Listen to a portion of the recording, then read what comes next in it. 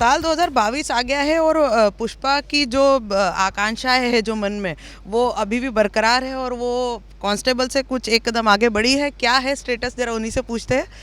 Constable से head constable तो बन गई हूँ मैं कब की।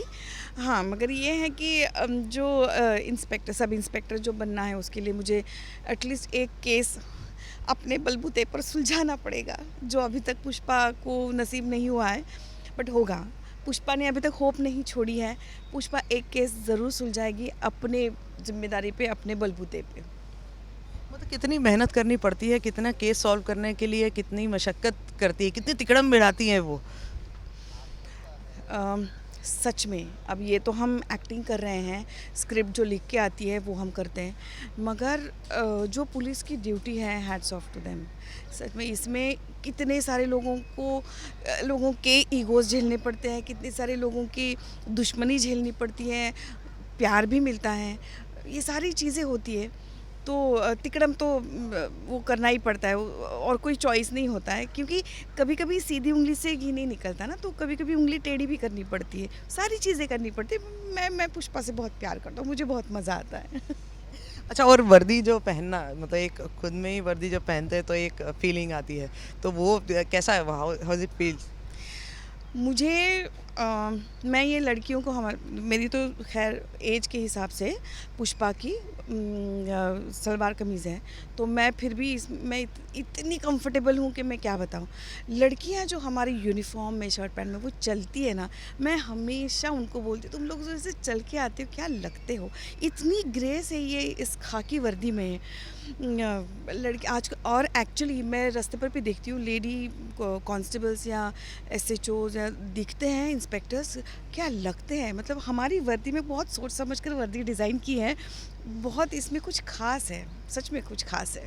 तो पुष्पा का जो कैरेक्टर है वो कितना दिल के करीब है, मतलब इतने आपने शोज़ किए, इतने कैरेक्टर्स किए, सारी चीज़ें, तो उसमें पुष्पा कितनी प्रिय है?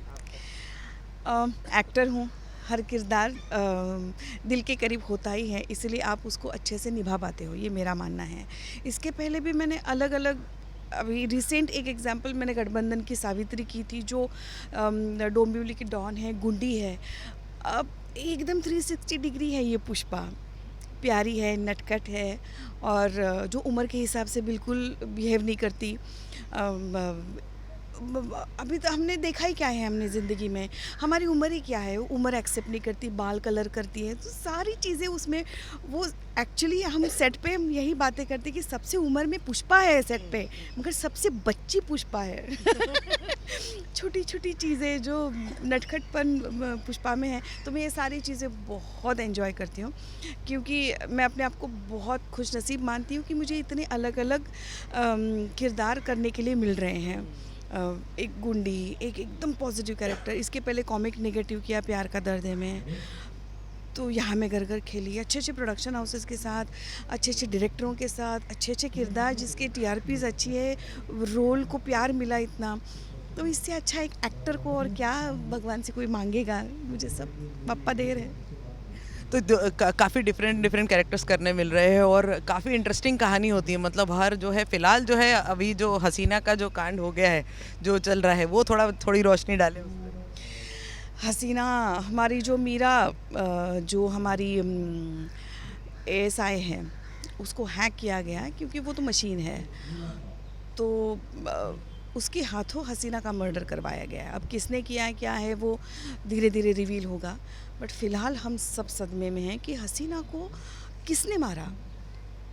तो अब यही है, अब कुछ काम के लिए मुंबई आए हैं, तो हमें कोई दिखाई दे रहा है। हाँ, वही जो जो उर्मिला जो है वो हूबहू हसीना है, तो उसे जो कन्विंस करने के लिए आप दोनों, मतलब करिश्मा और पुष्पा दोनों लगी हुई है कि इसे हम लेकर जाए लखनऊ। क्योंकि ये है कि वो तो एसएचओ नहीं बन पाएगी, मगर हाँ, हसीना को देख के शायद जो जो लोग अंडरग्राउंड हो गए हैं, वो शायद फिर से एक्टिव हो कि नहीं, हसीना मरी नहीं है, तो मतलब जो वो हार्ड डिस्क ढूंढ रहे हैं, तो शायद मिल सकती है। तो इसी चक्कर में हम उर्मिला को पटाएंगे कि आओ भाई, थोड़ा तो कुछ सीखो मैडम सर की जो मिठास है, जो तुम तीखी मिर्ची हो, ये थोड़ा सा वो उससे बाहर आके हमारा एक काम कर दो, फिर तुम अपने रास्ते, हम अपने रास्ते। तो इसी क्या सिलसिले लग में रहा है, मानेगी उर्मिला, मानेगी?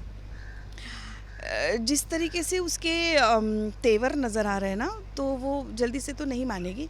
बट हाँ, पैसा बहुत बड़ी चीज़ है मनवाएंगे हम उससे अच्छा, और क्या लग रहा है साल 2022 की अगर बात करें तो कुछ नए रेजोल्यूशंस, नई चीज़ें, क्या कुछ करना है इस बार और कुछ? रिजोल्यूशन तो यही है कि अपनी सेहत को संभालना है, क्योंकि जैसे जैसे उम्र बढ़ती है ये रियलाइज़ होता जाता है कि सेहत है तो पैसा वगैरह सब है। अब आप इतना पैसा कमाओगे और सेहत की तरफ ध्यान नहीं दोगे तो फिर एक समय के बाद वही पैसा आपकी सेहत पे खर्चा करना पड़ेगा। तो काम भी करना है, ऑफ कोर्स एक्टर हूँ, बॉर्न एक्टर हूँ, तो काम छोड़ के घर पे नहीं तो बैठूँगी, मगर सेहत की तरफ ध्यान तो ज़रूर देना है मुझे।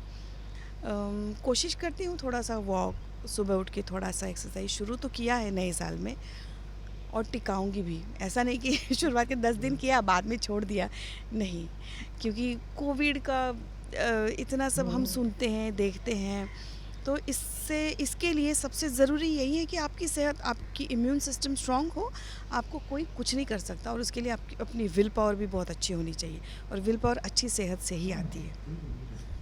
मैडम सर के जो फैंस हैं, इतना ऑडियंस इतनी पसंद कर रही है, उनके लिए पुष्पा की तरफ से, सोनाली जी की तरफ से खास मैसेज?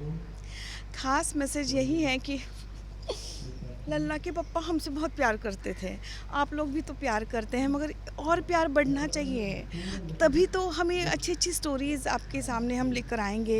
आप प्यार नहीं करेंगे तो फिर कैसे चलेगा? आप प्यार करो, फिर हम भी आपसे बहुत प्यार करेंगे, मिलने आएंगे।